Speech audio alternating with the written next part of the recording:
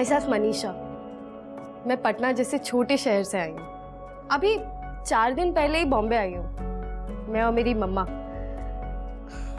क्या बताऊँ सर, बचपन से ही एक्टिंग करने का बहुत शौक है मुझे। एक स्टार बनने का शौक है। क्या बताऊँ, मैं हार्ड वर्क करने में बहुत बिलीव करती हूँ सर। I mean, मैं चाहती हूँ कि मैं सबका दिल जीतूं अपनी मेहनत से, एक लगन से। मैं चाहती हूँ कि लोग मुझे पसंद करें और इतना पसंद करें कि मैं सबकी फेवरेट हो जाऊँ। मैं हंसूं तो हंसे, रोऊं तो रोए, गुस्सा हो जाऊँ तो गुस्सा हो जाए। और जब मैं मर जाऊँ ना सर, तो मैं चाहती हूँ कि लाखों की तादाद में लोग आए मुझे देखने के लिए, शोक मनाए, इतना रोए जैसे कि मेरी फैमिली रो रही है।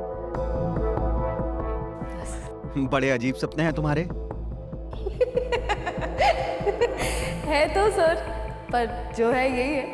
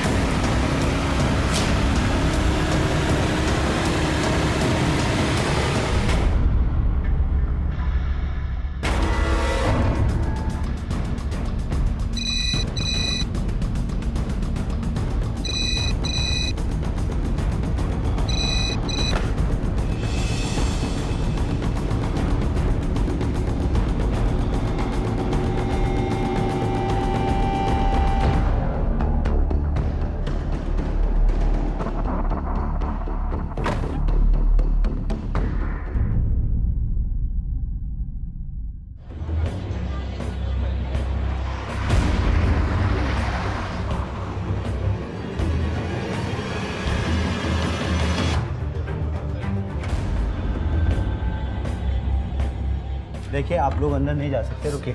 देखिए, मुझे मनीषा को देखना है। नहीं, आप अरे लेकिन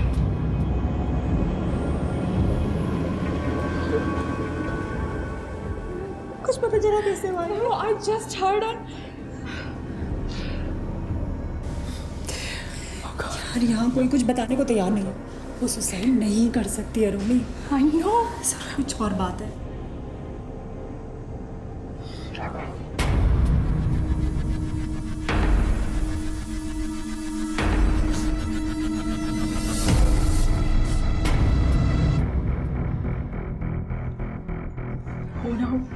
किसी ने कुछ किया होगा।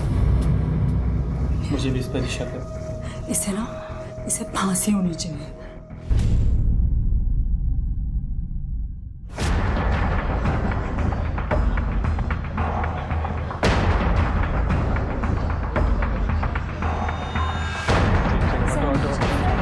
हमें पता चला केस के बारे में।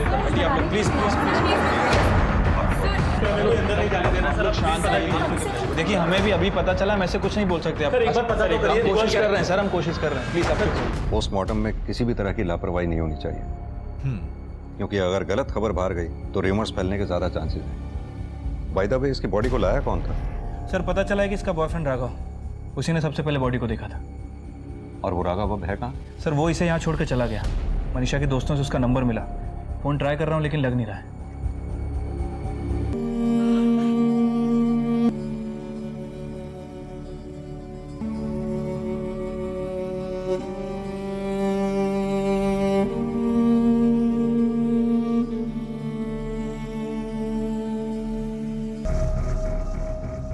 अरे, आप लोगों को अंदर किसने आने दिया?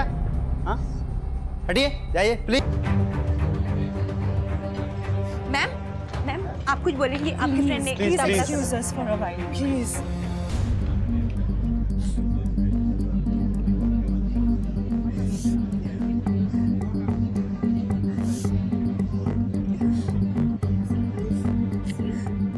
ये ना, आई एम टेलिंग यू, ये सुसाइड नहीं हो सकता। ये मर्डर ही है। ये ना राघव ने किया, मैं कह रही हूँ। हमें कुछ करना चाहिए।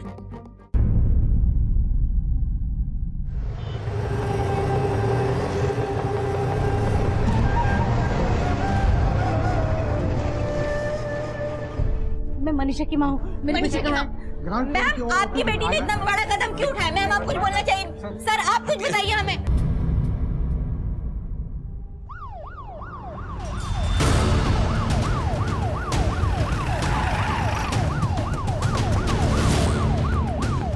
कौन सा फ्लैट नंबर है? 102 साहब। 102।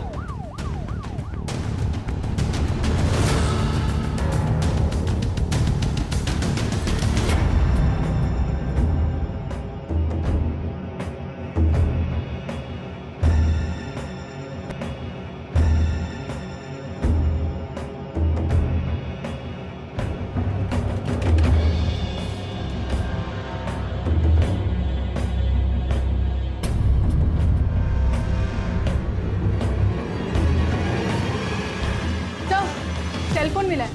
ऑन करो। सर लॉक है।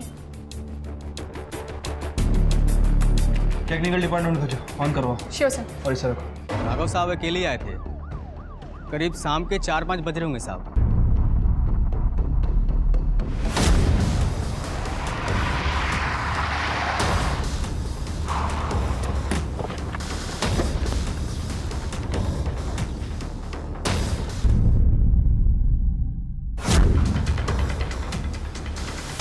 क्या हुआ साहब? मनीषा, मनीषा, मनीषा दरवाजा खोलो। मनीषा भैया इधर आओ। वहां से कोई रास्ता है हमारे गिल की तरफ जाने का? अरे कोई रास्ता है, जा सकते हो क्या? अरे साहब चारों तरफ पे गिल लगा हो, कहीं जाएंगे अंदर। अरे यार मैं चाबी वाले को लेके आता हूँ।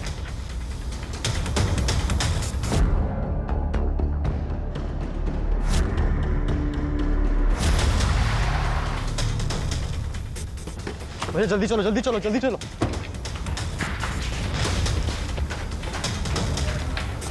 मनीषा भैया एक बार निकालो। अरे यार आप कोशिश करो, जल्दी, इतना टाइम मत लगाओ, जल्दी करो। मनीषा दरवाजा खोलो यार। थोड़ा सा जल्दी, थोड़ा जल्दी कर दो यार। खोलो खोलो खोलो खोलो खोलो, जल्दी हटाओ, जल्दी हटाओ। भैया ये भी खोलो। खुल गया? मनीषा सर चाबी वाला यहीं पास के मार्केट में बैठता है। साहब मैंने तो सिर्फ जाकर दरवाज़ा खोला था। और हाँ साहब, बाद में साहब के साथ दुपट्टा काटने में मदद की थी। उसके बाद साहब मेरे को कुछ नहीं मालूम।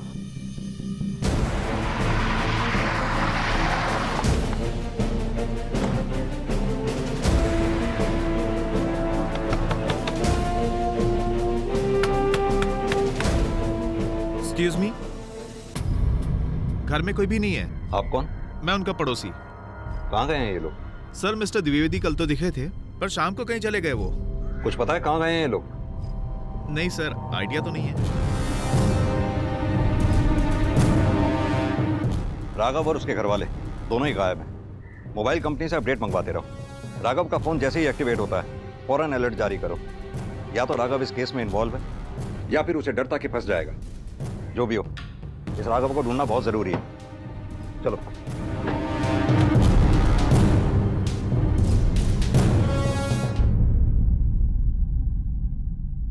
क्यों किया होगा ये सोच सोच कर ही हम पागल हो रहे हैं। ऐसा कुछ था ही नहीं, फिर अचानक ही। पहले से ही टैलेंटेड थी वो। बचपन में सीधा स्टेज पर जाकर बिना किसी झिझक, बिना किसी डर के एकदम नेचुरल। हमने भी उसे हमेशा बढ़ावा दिया, सपोर्ट किया उसका। 18 साल की उम्र में उसे पहला ब्रेक मिला। हमने सोचा अब काम के सिलसिले में मुंबई रहना होगा, इसलिए मैंने भी शिफ्ट कर लिया। अकेली बच्ची को कैसे छोड़ते। अच्छा लगता था हमें, हमारी बेटी सबकी फेवरेट हो गई।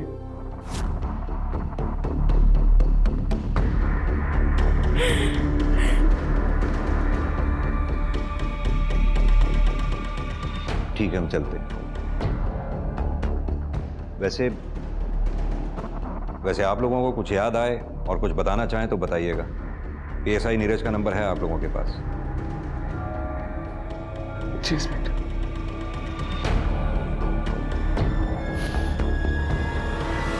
अच्छी लड़की थी। फिल्म लाइन वालों से सोसाइटी में प्रॉब्लम होती है, इसलिए मैंने ही फ्लैट दिलाया था उसे। पर डिप्रेशन में थी बेचारी, क्योंकि अक्सर उसके घर से झगड़े की आवाज़ सुनाई देती थी। ड्रग एडिक्ट थी, दिन रात नशे में रहती थी। ठीक है सर, एक्चुअल प्रॉब्लम उसके पैसों की थी। एक बात तो आप यकीन नहीं करेंगे, 3000 रुपए मांग रही थी मुझसे। 3000। मैंने तो सुना है पैसे के लिए धंधा भी करती थी। मनीषा वो सुसाइड कर ही नहीं सकती, फ्रेंड थी वो मेरी। ये सब उसके बॉयफ्रेंड राघव का किया हुआ है।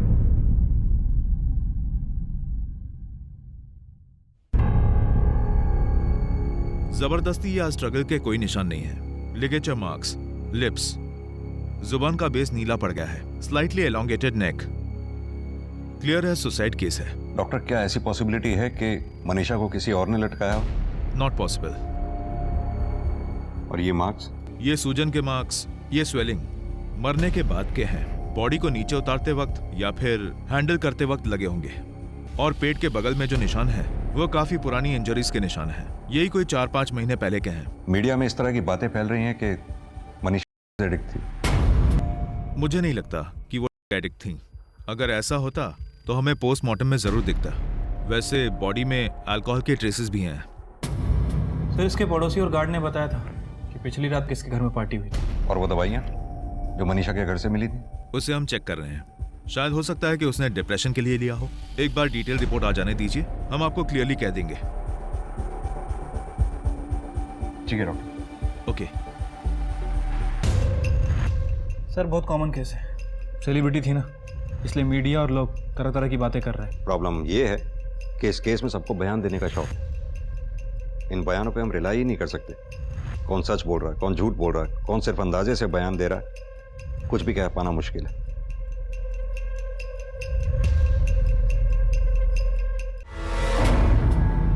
बिना सबूत के हम कुछ नहीं कर सकते। तो सुनिए सर, हम सही कह रहे हैं। देखिए मैडम, हमारी इन्वेस्टिगेशन चल रही है। हमारी बात सुन क्यों नहीं रहे सर आप? कोई सबूत है आपके पास? क्या हो रहा है ये नीरज? सर, उस दिन भी हम हॉस्पिटल आए थे, तब भी किसी ने हमारा स्टेटमेंट नहीं लिया और आज भी कोई नहीं ले रहा है सर। बेसिकली हम मनु को बहुत अच्छे से जानते हैं, बहुत अच्छे से सर, मनीषा। और हम तब से ये कहने की कोशिश कर रहे हैं कि ये सब राघव ने किया है। राघव मनीषा का बॉयफ्रेंड है सर। हमें पता है राघव मनीषा का बॉयफ्रेंड है। सर, वो चाबी का चक्कर वो सब नाटक है सर। वो बस विटनेस चाहता था ताकि लोगों को ये लगे कि उसको भी बाद में मनीषा के बारे में पता चला। सर, वो खुद मार के बाहर गया होगा और अब ये सब कुछ एक्टिंग कर रहा है। चाबी उसके पास ना हो ऐसा पॉसिबल ही नहीं है, उसी के पास ही हो। जी सर। वो उसे बहुत मारता था सर, उसे टॉर्चर करता था और वो राघव के साथ बिल्कुल भी खुश नहीं थी। जी ये सब उसी का करा धरा है। आप फिर से पोस्टमार्टम करवाइए। या sir, please sir, do that. अरे पोस्टमार्टम ये सर, देखिए सर, ये देखिए सर, ये मारने के घाव है ना? एक मिनट, मनीषा के शरीर पे ये घाव डेथ के बाद के हैं और आप लोगों को क्या लगता है हमने ये घाव चेक नहीं किए होंगे? देखिए, अगर आप लोगों के पास कोई इन्फॉर्मेशन है तो वो दीजिए। क्या करना है, कैसे करना है, हमें हमारा काम मत सिखाइए। और एक बात, हमारी अब तक की इन्वेस्टिगेशन में मनीषा के शरीर पे ना तो किसी जबरदस्ती के निशान मिले और ना ही किसी मारपीट के। सर, ऐसे कैसे हो सकता है? वो उसको बहुत टॉर्चर करता था। नीरज सर, इन लोगों के पास अगर कोई इन्फॉर्मेशन हो तो लो, वरना आप लोग जा सकते हैं। सर, एक सेकंड सर। पवार, चलिए आप जाइए, आप लोग प्लीज।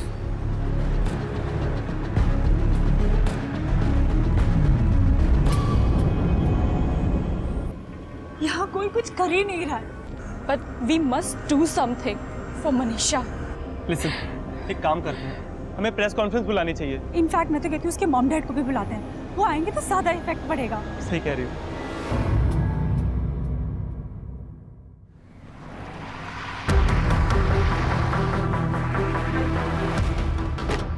सर, मनीषा के फाइनेंशियल स्टेटमेंट को चेक किया। सर, उसे पैसों की प्रॉब्लम तो थी, लेकिन इतनी भी नहीं। नीरज, ये मनीषा के इनकम पैटर्न देखकर क्या लगता है तुम्हें? ये जो लोग उसके प्रोस्टिट्यूशन की बातें कर रहे हैं, कहीं ऐसा तो नहीं इसी वजह से उसके पछतावे में आकर उसने सुसाइड कर लिया? नहीं सर, मनीषा की जितनी भी इनकम हुई है सभी को वैलिडेट किया। सर, सारे के सारे पैसे किसी ना किसी असाइनमेंट के बदले प्रोडक्शन कंपनी के थ्रू ही आए हैं। और सर, रही बात प्रोस्टिट्यूशन की, तो मैंने इस एंगल में भी काम किया है। मनीषा के गार्ड और पड़ोसी, इनसे भी बात की है। सर, उन्हें नहीं लगता कि मनीषा इस तरह की लड़की है। सर, टीवी पर न्यूज़ देखिए।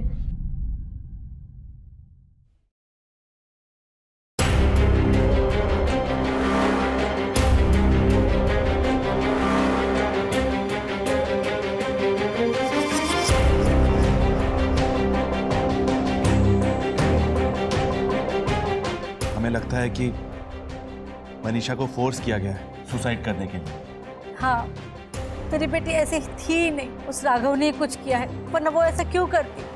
क्या आपने पुलिस को कुछ बताया है इसके बारे में? पुलिस क्या कर लेगी?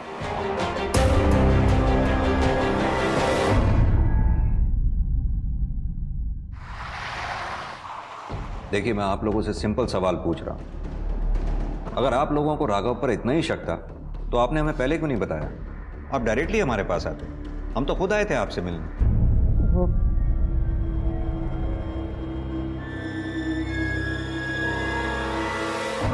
तब नहीं बताई तो क्या हुआ, अब तो बता रहे हैं ना, क्या फर्क पड़ता है इससे? देखिए, हमें इनसे बात करने दीजिए, आप प्लीज चुप रहिए। प्रीति, मैं बिल्कुल ठीक बात कह रही हूँ, आप लोग मेरी बात ढंग से सुन नहीं प्लीज आप रहे। जाइए।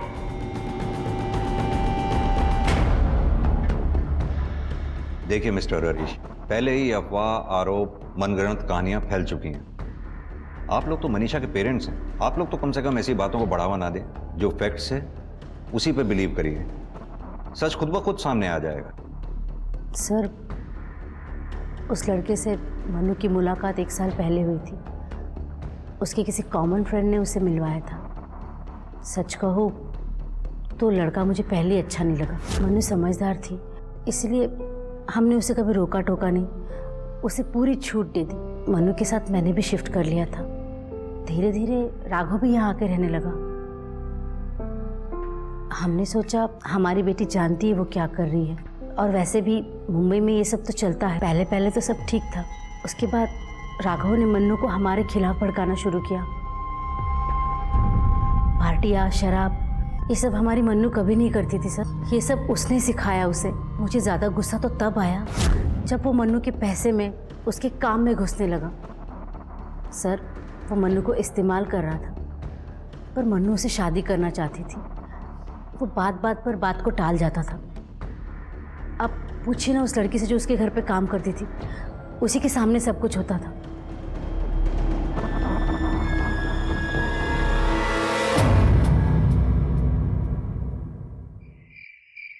अच्छे आदमी नहीं थे राघव साहब। वो मैडम को कहाँ खुश रखते थे, जब देखो तब उन्हें मारा ही करते थे। तुमने कभी राघव को देखा मनीषा को मारते हुए? नहीं साहब, देखा तो नहीं, पर उन्होंने मुझे बताया था एक बार ये बात। इसके अलावा और कुछ? मैडम बहुत प्यार करती थी साहब से, यहाँ तक कि वो उनसे शादी भी करना चाहती थी। पर राघव साहब जब भी ये बात सुनते थे वो हमेशा टाल दिया करते थे। शायद से उनकी कोई गर्लफ्रेंड थी, मैंने ऐसा सुना था उनको झगड़ते टाइम। ठीक है, आप जा सकती हो।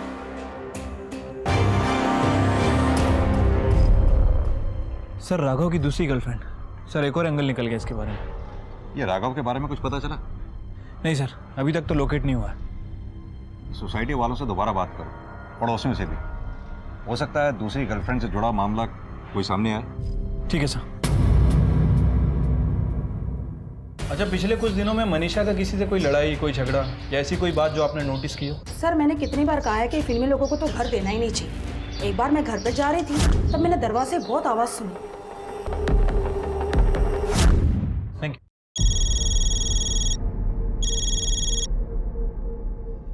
हाँ नीरज, बोलो। सर, माला और पड़ोसियों ने राघव की जिस एक्स गर्लफ्रेंड के बारे में बताया था, सर उसका पता चल गया। सर, विद्या कपूर नाम है उसका। एड्रेस भी मिल गया और मैं वहीं जा रहा हूँ। उसे बात करो और मुझे इन्फॉर्म करो। Okay sir. राघव मेरा एक्स बॉयफ्रेंड था, और वो जो झगड़ा हुआ था वो ऑलमोस्ट 6-7 महीने पहले की बात है। उसके बाद तो सब कुछ ठीक भी हो गया था। इनफैक्ट हम अच्छे दोस्त भी बन गए थे। और जिस दिन मनीषा ने, उसके जस्ट एक रात पहले हम सब उसी के घर पर थे। एक्चुअली वहाँ पार्टी थी। अगर हमारे भी झगड़ा हुआ होता तो मुझे क्यों बुलाती? और रही बात मनीषा और राघव की, तो उन दोनों में भी सब कुछ ठीक था, तभी तो साथ रह रहे थे। जिस रात घर में पार्टी थी, उस रात कितने बजे निकली आप वहाँ से? कुछ सुबह के 7 बजे होंगे, और तभी भी मनीषा बहुत अच्छे मूड में थी। मुझे तो एक सेकंड के लिए भी नहीं लगा था कि कुछ ही घंटों में वो यूँ अपने आप को।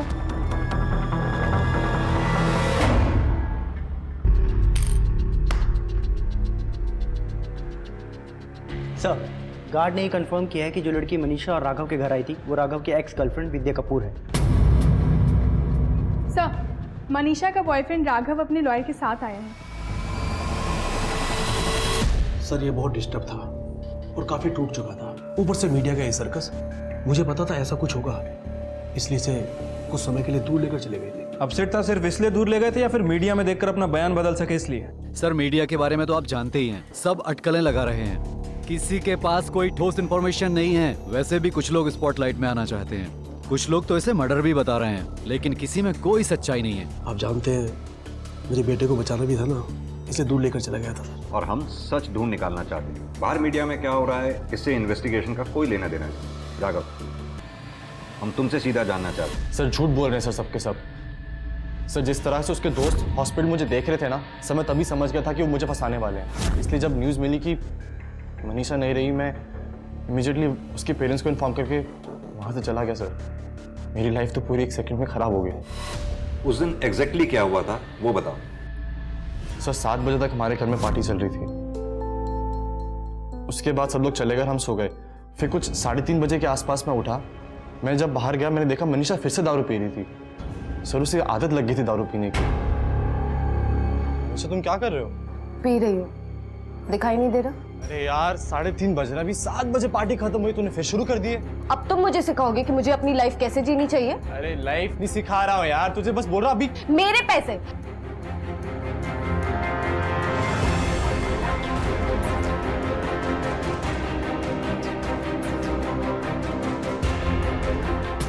फिर मैं कुछ सामान लेने के लिए बाहर गया, उसका मुझे फोन आया। बहुत घबराई और अपसेट साउंड करी थी। शायद माँ बाप से कुछ उसकी लड़ाई हुई होगी। फिर उसके बाद मुझे कहने लगी कि मैं कुछ कर लूँगी। तो जैसे उसने मुझे बोला मैं भाग के घर गया। मैंने दरवाज़ा नॉक किया, उसने नहीं खोला। मेरे पास चाबी भी नहीं थी। फिर मैं नीचे गया, मैंने गार्ड को बुलाया सर। मैंने गार्ड को बोला कि ट्राई करे बालकनी से जाने की, लेकिन वो भी पॉसिबल नहीं हो पाया सर। उसके बाद मैं खुद भाग कर गया, चाबी वाले को लेकर आया सर। हमने दोनों ताले खुलवाए सर। उसके बाद जब हम अंदर गए रूम के, फिर मैंने। अजीब बात है ना, तुम कह रहे हो कि मनीषा अपने माँ बाप से अपसेट थी, वही मनीषा के माँ बाप कह रहे हैं कि मनीषा तुमसे अपसेट थी। मामला क्या? सर अगर वो मुझसे अपसेट होती तो मुझसे शादी करने की क्यों प्लान करती?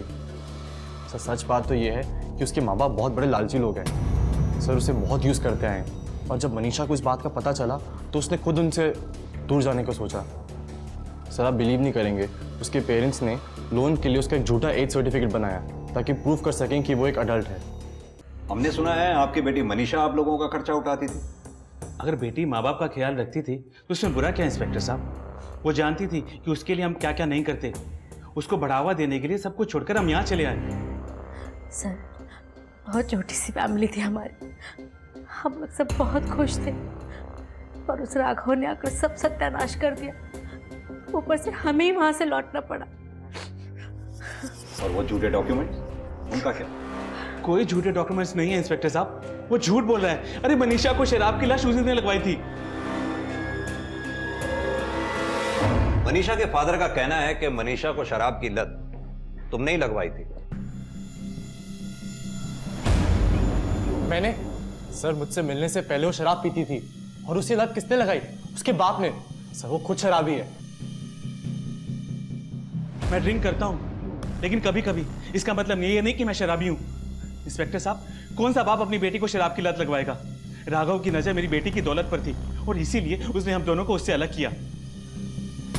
सर पहली बात तो ये है कि हम लोग एक बिजनेस क्लास फैमिली को बिलोंग करते हैं सर, ना कोई मेरे पास पैसों की कमी है ना ही कोई लालच sir.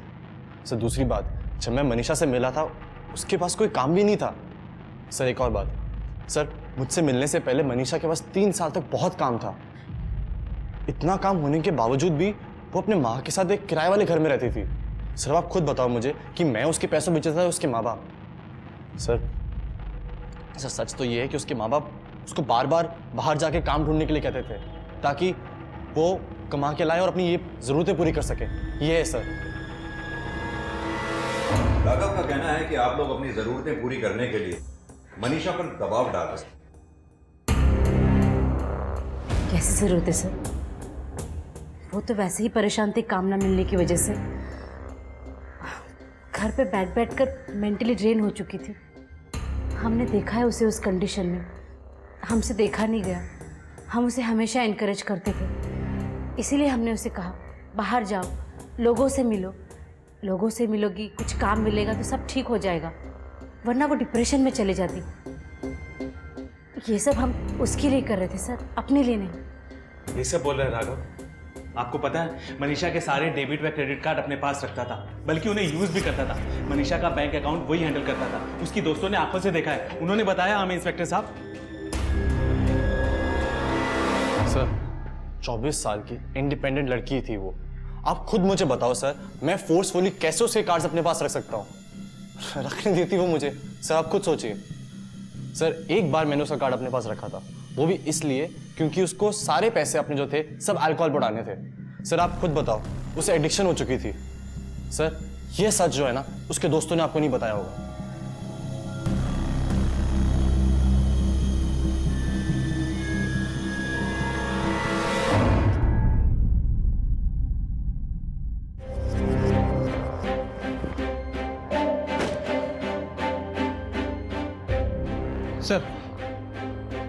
Sir Manisha suicide case के चलते राघव के बारे में कुछ और बातें पता चली हैं। कैसी बात? सर ये राघव छोटे मोटे फ्रॉड किया करता था और सारी औरतों से इसने 2 लाख से लेकर 3 लाख रुपए तक उधार ले रखे हैं बिजनेस के नाम पे, लेकिन उनके पैसे वापस नहीं किए।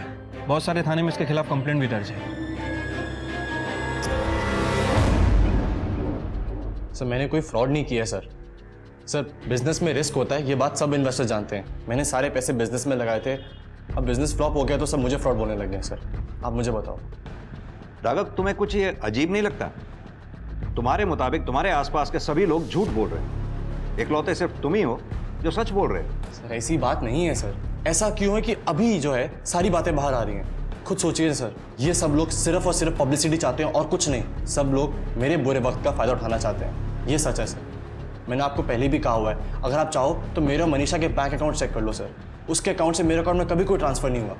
सब मेरे साथ हो रहा है सर, और आप मुझ पर शक कर रहे हैं। सर एक बात और मैं आपको बताऊं, हम लोगों ने तो इस साल के एंड में शादी करने का भी प्लान कर लिया था सर। दोनों ने बात डिसाइड की थी।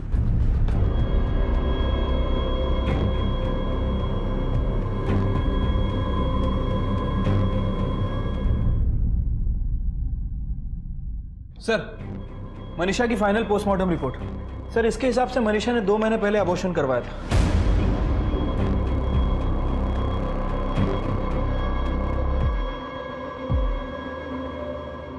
मैं तो तुम्हें ये बताने आई थी कि मैं माँ बनने वाली हूँ, हमारे बच्चे की, तुम्हारे और मेरी। कितनी कितनी बेवकूफ थी मैं कि मुझे लगा तुम्हें खुशी होगी, पर नहीं। मनीषा की पोस्टमार्टम रिपोर्ट से हमें उसके अबॉर्शन की बात पता चली। क्या ये सच है? Yes sir. सर मनीषा के जो अबॉर्शन का डिसीजन था वो हम दोनों ने साथ में लिया था सर। हम लोग तो सिर्फ साथ में रह रहे थे सर, शादी भी नहीं हुई थी और हमारे कुछ करियर भी क्लियर नहीं थे सर, इसीलिए ये डिसीजन हमने साथ में लिया था। अगर आपको चाहिए तो सर मेरे पास गायनेकोलॉजिस्ट का नंबर है, मैं आपको नंबर देता हूं, आप उनसे पूछ लीजिए सर। हाँ उसका अबॉर्शन मैंने ही किया था। डॉक्टर मनीषा का अबॉर्शन राघव और मनीषा की म्यूचुअल अंडरस्टैंडिंग से हुआ था। बुरा तो लग रहा था उसे, पर ऐसा नहीं था कि वो किसी फोर्स के कारण अबॉर्शन करवा रही हैं। जब मनीषा का अबॉर्शन हुआ राघव था उस वक्त वहां? मनीषा के साथ तो नहीं था उस टाइम में, लेकिन हो सकता है कि वो बाहर वेट कर रहा हो। लेकिन उसके दूसरे दिन वो प्रिस्क्रिप्शन और मेडिसिन लेने आया था, इतना मुझे याद है। आपने अभी तक उसे अरेस्ट नहीं किया? और क्या सबूत चाहिए सर आपको? इन सब से तो साफ साफ पता चल रहा है कि उसने हमारी मनु का अबॉर्शन फोर्सफुली कराया, क्योंकि वो चाहता ही नहीं था कि कभी वो मां बने। मनीषा को लेकर वो कभी सीरियस था ही नहीं इंस्पेक्टर साहब, वो सिर्फ उसका इस्तेमाल कर रहा था, वो भी उसके पैसे के लिए। सर मेरी गलती हो गई कि मैं अपने बच्चे को छोड़कर चली गई। हमारे जाने के बाद मनु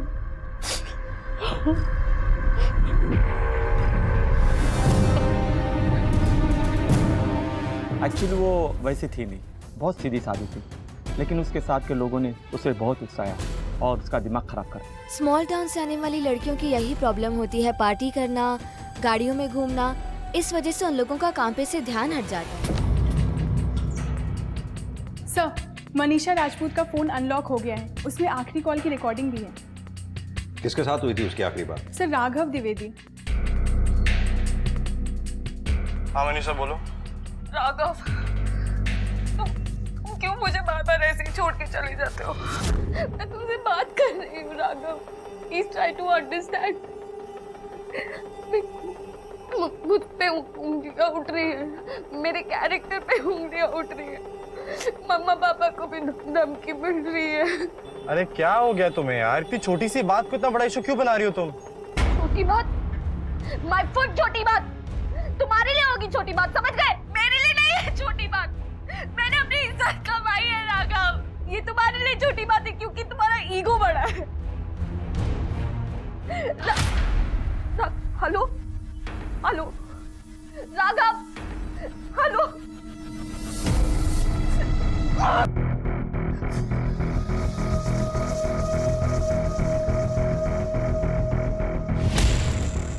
यार मोड़ा पिटना। तू लाया, धोखा दिया है तुमने मुझे, इस्तेमाल किया है मेरा इतने साल। पहले तो तुमने मुझे मेरी फैमिली से अलग कर दिया। इनफ, बहुत हो गया। तुम्हें बार बार जाने का बहुत शौक है ना, अब जाओ तुम और देखो मैं क्या करती हूँ। हेलो, अरे मनीषा मेरी बात सुनो, मनीषा मेरी बात सुनो। हेलो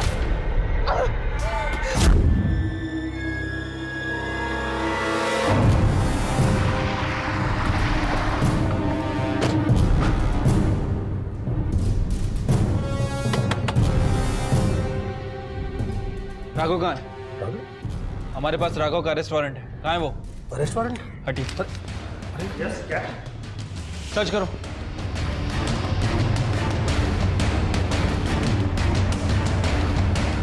चलो।